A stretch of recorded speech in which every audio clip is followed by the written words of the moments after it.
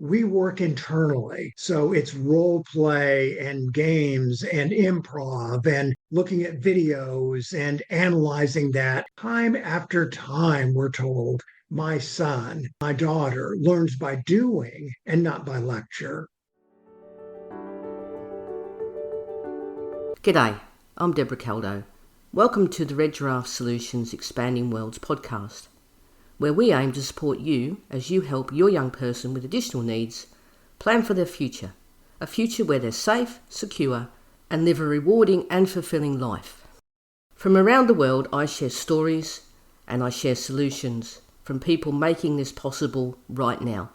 I'm a parent of a young person with additional needs, so I understand the challenges. Many of the people I've interviewed on this podcast have already helped me design a better future for my daughter, and I hope that they might help you as well to imagine what's possible for your young person. This podcast is made possible by Red Giraffe Solutions, which is a project I'm proud to be part of, supporting families to build a better future for their children.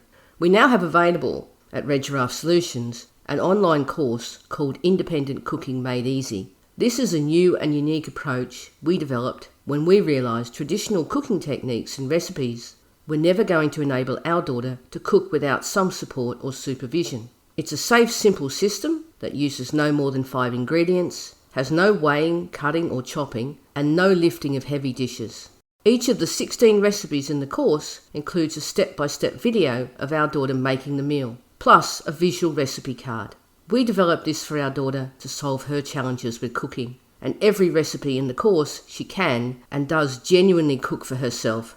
You can find a link to the course in this episode's show notes.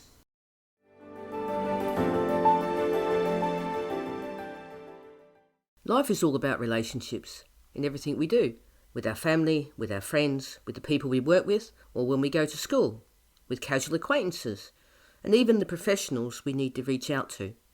Everything we do is built around relationships. And of course, relationships are built on communication, and part of communicating is having social skills.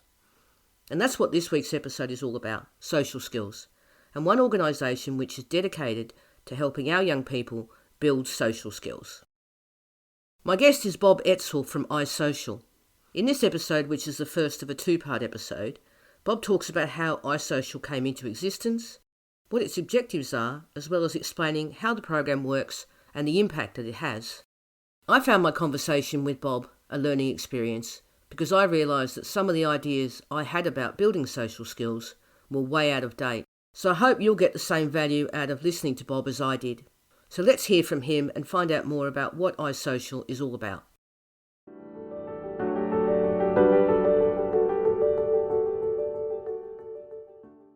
Bob, thank you so much for talking to me today. Can we start off by finding out a little bit about you, and then we can talk about iSocial, what it is, what it does? Thank you very much, Deborah, for having me here today. Excited to be part of the podcast. My background as it relates to autism and the work that I'm doing, there's really 2 different paths. One path was corporate and what I did, and as a business person and very large scale programs. So, for example, I was the person who organized all of the mass decontamination training for the city of New York's hospitals after September 11th.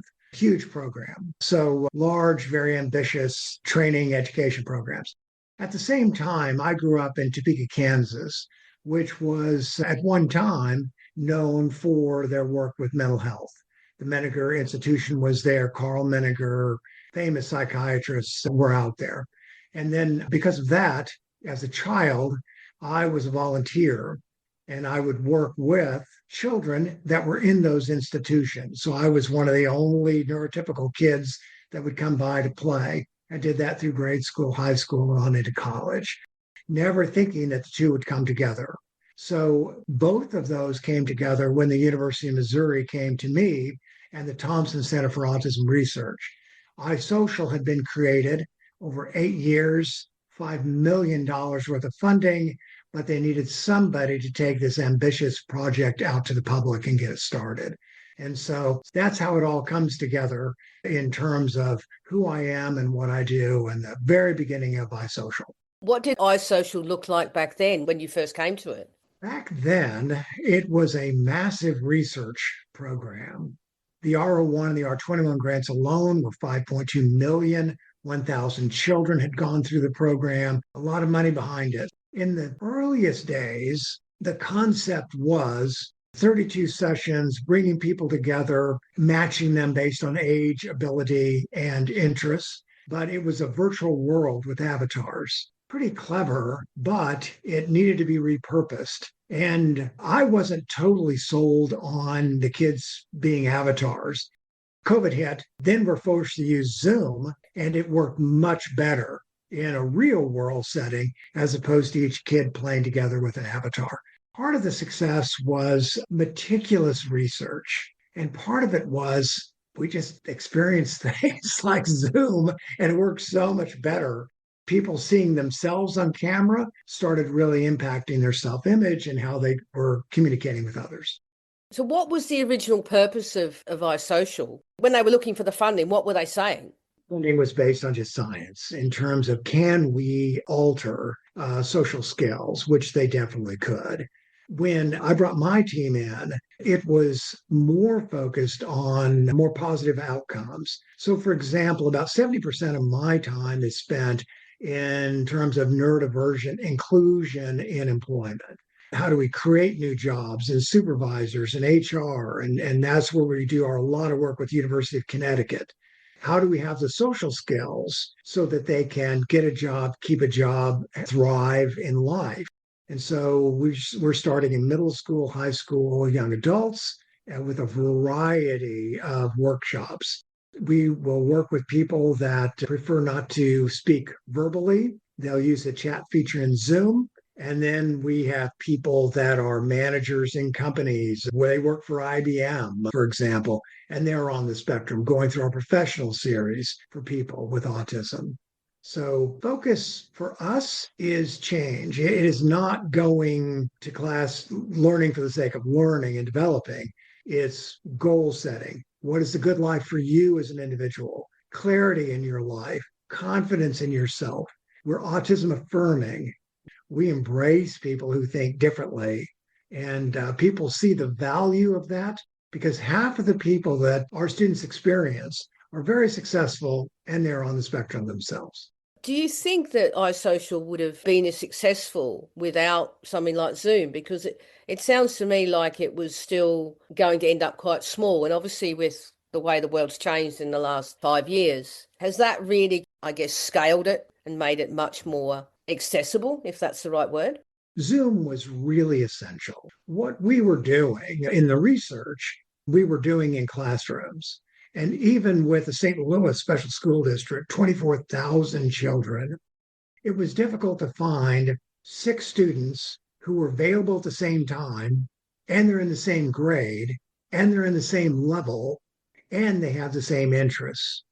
And the interest, it's very important. I'm on the same board with Temple Grandin. And she said, if you're going to bring people together for social skills development, collect them based on their interests, because then they're going to bond and they're going to talk and they're excited about getting together. In a school, it's almost impossible to find that combination.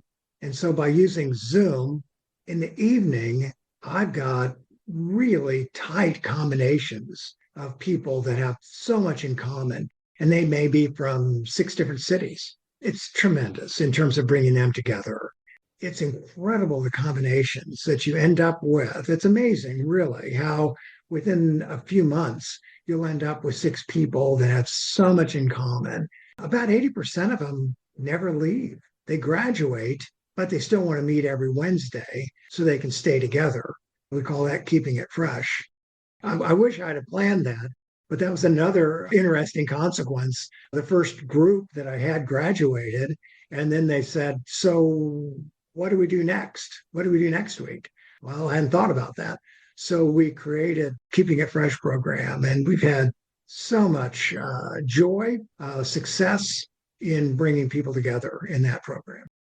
So can you talk me through the program? How do people find iSocial? How do they come to you, and how do you say, yes, we can match you, if that's the right way of putting it? And then how do they go through the program? What kind of things do they do, and how does that all work? I'm going to answer that question backwards. I'll start by giving you an idea of what we're doing, and that may help you understand how we bring people together. iSocial is, I believe, the only third generation social skills development program. First generation was a long time ago where you had a lot of isolation. Second generation started about 20 years ago with peers. That was, we're going to try to make you, or we're going to force you to act neurotypical. And it's repetition and masking. And they say that, then you say this. Okay. Third generation is the opposite of that. We work internally. So it's role play and games and improv and looking at videos and analyzing that. And then you're role playing. Time after time, we're told my son, my daughter learns by doing and not by lecture. And so that's why we call it third generation. So it's an internal clarity, confidence, and then skills. But they're proud of who they are. They don't want to change who they are. They're learning from people that are on the spectrum that are very successful. And so now they've got pride in who they are. So there are 32 1 hour sessions. A lot of our guys have ADHD. So it's quick. It's never boring. It depends on which program you're in, but you're learning facial expressions and emotions in others and turn taking, and you're learning by doing. So the difficulties, there's a lot of them, but one of the difficulties is matching people. So I have got a funnel. I'm using Facebook and school districts, Voc Rehab in states. So for example, in Colorado, it doesn't cost anything to go to iSocial. Fees are paying for it. So how do we get the word out? Through associations, through podcasts like yours, Debra. So getting the word out, parents will contact me and then we'll set up an interview. And in that, I'll describe a little bit about here's iSocial, here's how it works. And then we will talk about that individual. What are their needs and what are they doing? So there I'm kind of putting them into which group they should be in. And then we go into interests. And it isn't just, do you have a dog?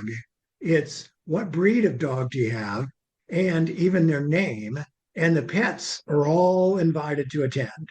I've had a group of 6 15-year-old girls, 4 of them had Labradoodles. That's where we're doing it, trying to bring people in, matching them up, and we will start a group whenever we have 6 and they're ready to go. So it's not like a school where school starts on September the whatever. It's whenever we have a group and we meet when it's best for those 6 individuals. Is it a Monday, Wednesday, what time? So you have a structured, you said 32 modules, and everyone works through those. So it is 32. So it's almost 4 months. They meet twice a week. And then the moderators, I have 2.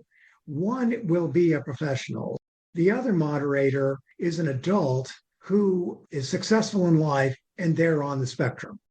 So there's so many examples of where they're very, very helpful in their own personal stories about how they overcame adversity. And here's what I did.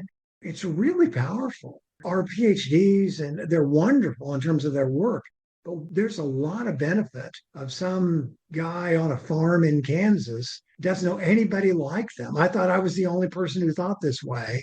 And now they're in a group with 5 others just like them. And they're learning from somebody who is in charge of final stage graphics for ESPN or is a high-level programmer. What do you see as some of the things that people find most challenging initially?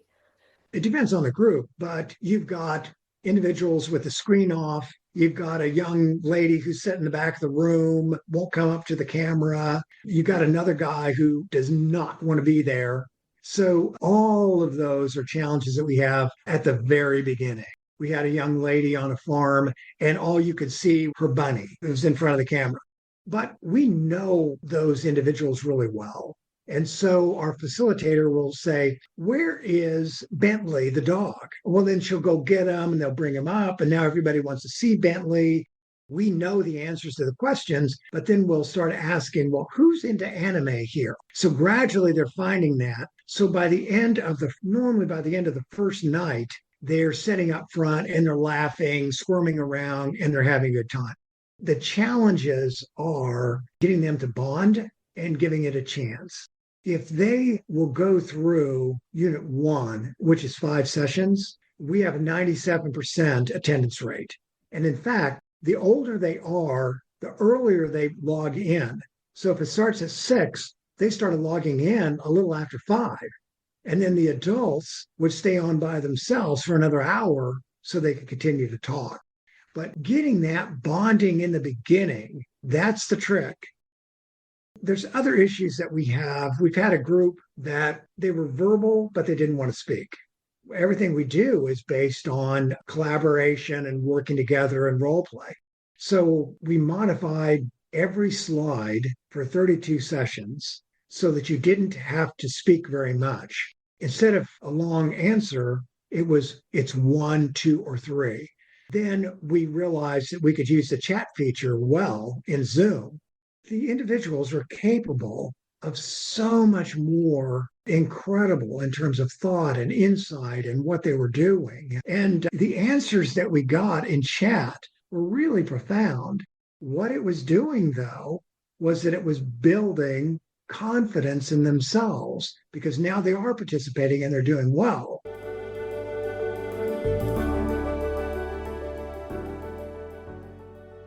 Listening to Bob, this was one of those situations where you really feel the value of technology and the impact it can have on our young people's lives. But it's also about the value of finding and connecting with people who share your interests and get you, because that's what the best relationships are built on. In next week's episode, Bob and I talk about what motivates people to get involved with iSocial, how the program varies across age groups, as well as how the program works to help people develop those social skills needed in a workplace.